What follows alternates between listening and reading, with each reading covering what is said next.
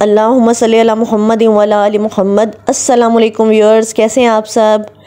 तकरीबन 5 बजने वाले थे और रमज़ान शरीफ का पहला रोज़ा था।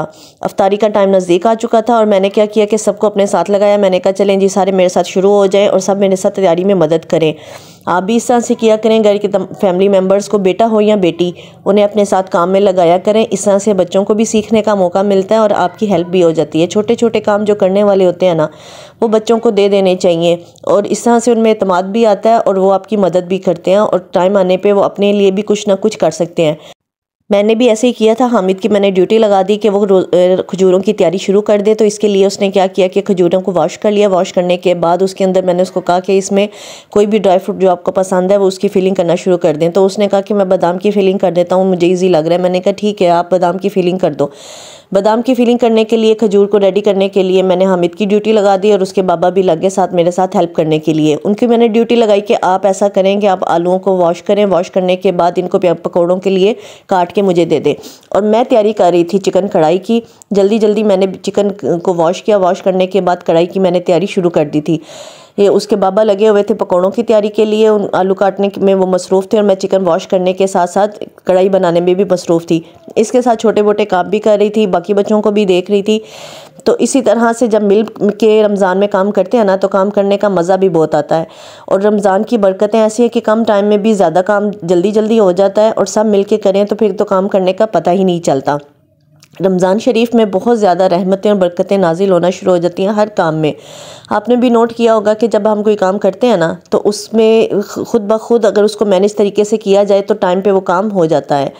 तो इसलिए हर काम को करने के लिए सबसे पहले इसकी प्रिपरेशन बहुत ज़्यादा ज़रूरी है। उसको मैनेजमेंट करने के लिए एक प्लानिंग बहुत ज़्यादा ज़रूरी होती है। तो मैं भी कढ़ाई की तैयारी साथ साथ कर रही थी। कढ़ाई की रेसिपी मैं आपको लिंक में शेयर कर दूंगी, आप मेरे चैनल पे जाके इसकी रेसिपी देख सकते हैं। ये बहुत ही मज़े की बनी थी। इसके साथ ही मैंने तैयारी कर दी दही बल्लों की। पहला रोज़ा था तो सोचा कि ज़्यादा अच्छे तरीके से ज़रा प्रिपरेशन की जाए और आइटम ज़्यादा रखी जाए। तो दही बल्ले के लिए मैंने बल्ले पहले से बना के फ्रीज़ कर दिए थे। इंशाल्लाह मैं बल्लों की रेसिपी भी आपके साथ जल्द शेयर करूँगी। मैंने एक दिन पहले ही बल्लों को बना के फ्रीज़ कर दिया था। तो अब मैंने बल्लों को फ्रीज़ किए हुए बल्लों को निकाला। निकालने के बाद मैंने गर्म पानी करके नीम गर्म पानी ले लिया था। नीम गर्म पानी के अंदर उसमें थोड़ा सा नमक डालेंगे। नमक डालने के बाद ये बल्ले जितने आपको चाहिए वो उसमें भिगो के थोड़ी देर के लिए डांप कर रख देंगे। इस तरह से इसको सोक होने का टाइम मिल जाएगा और हम अपने बाकी के पेंडिंग काम करना शुरू कर लें। अफ्तारी का टाइम नज़दीक आता जा रहा था और काम भी तकरीबन पेंडिंग जो थे वो सब ख़त्म होने की तरफ जा रहे थे। आलू कट चुके थे, पकौड़ों की मैंने तैयारी शुरू कर दी क्योंकि सिर्फ 10 मिनट रह चुके थे रोज़ा खुलने में। बस जल्दी जल्दी आलू काटे। प्याज मैंने पहले से ही काट के फ्रीज़ कर दिए हुए थे, वो इसमें शामिल कर दिए। और पालक भी मैंने काट के फ्रीज़ कर दी हुई थी, वो निकाल के इसमें शामिल की। और बेसन का बैटर भी बना के पकौड़ों के लिए वो मैंने पहले से ही फ्रीज़ कर दिया हुआ था, उनको निकाला, वो इसमें शामिल किया। शामिल करने के बाद बैटर को मिक्स कर लिया और ऑयल गर्म करके पकौड़े बनाना शुरू कर दिए। इस तरह से बैटर आप पहले भी मैं इसका लिंक भी आपके साथ शेयर कर दूँगी। मैंने रमज़ान प्रिपरेशन में ये सारी चीज़ें आपको बताई हैं जो काम पहले करके रखने हैं। आप मेरा वो लिंक जाके देख सकते हैं। उस वीडियो को आप देखेंगे तो आपको काफ़ी ज़्यादा हेल्प हो जाएगी। हामिद के बाबा की तसल्ली नहीं हुई थी कि मैं इसमें खाली ड्राई फ्रूट जो है वो सिर्फ बादाम डाला जाए। उन्होंने क्या किया, इसमें बाकी के ड्राई फ्रूट भी जो उनको पसंद थे उन्होंने शामिल करना शुरू कर दिए कि इस तरह से डाल के ज़्यादा खजूर मज़े की बन जाएगी। चलें जी, ये उनका काम था। मैं सलाद की तैयारी में मसरूफ़ हो गई थी। मेरे पास खीरे और चुकंदर पड़ी हुई थी, मैंने इनको काट के एक प्लेट में सजा दिया। साथ ही मैं पकौड़े बना रही थी और साथ ही दही बल्लों की तैयारी शुरू कर दी।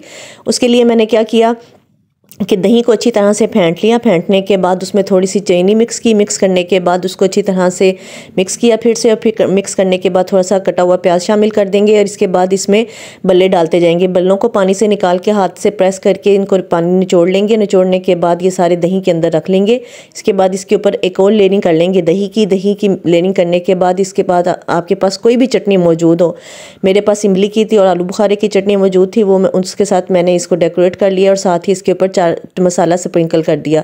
इस तरह से आप भी दही बल्ले बना सकते हैं। ये बहुत ही मज़े के बनते हैं। इमली और आलू बुखारे की चटनी की रेसिपी का लिंक भी मैं आपको शेयर कर दूंगी। ये मेरे चैनल पे पहले से मौजूद हैं ये रेसिपीज़, आप इनको भी जाके देख सकते हैं। ये बहुत ही मज़े की बनती हैं और इसके साथ दही बल्लों का जायका और ज़्यादा दुबाला हो जाता है। और घर के बने हुए बल्लों का तो जवाब ही कोई नहीं है। ये सबसे ज़्यादा मैंने खाए थे क्योंकि ये मुझे बहुत ज़्यादा पसंद है।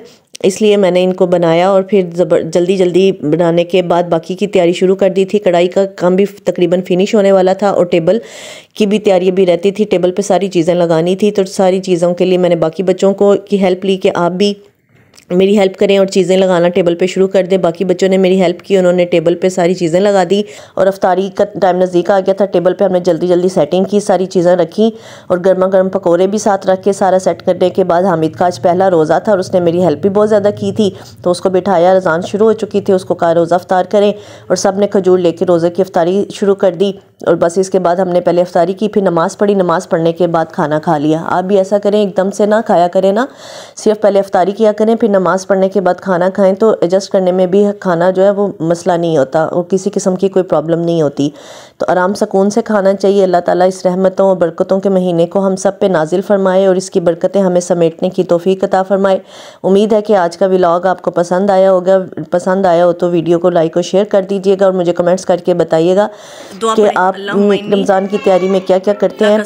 मैं तो कम अज़ कम कोशिश करती हूँ कि फ्राई चीज़ों को कम रखा जाए, तो आप भी कोशिश करिएगा कि फ्राई चीज़ों को कम करके अपने वेट लॉस करने के लिए ये एक ज़बरदस्त मौका मिल जाता है, तो आप इससे फ़ायदा उठा सकते हैं।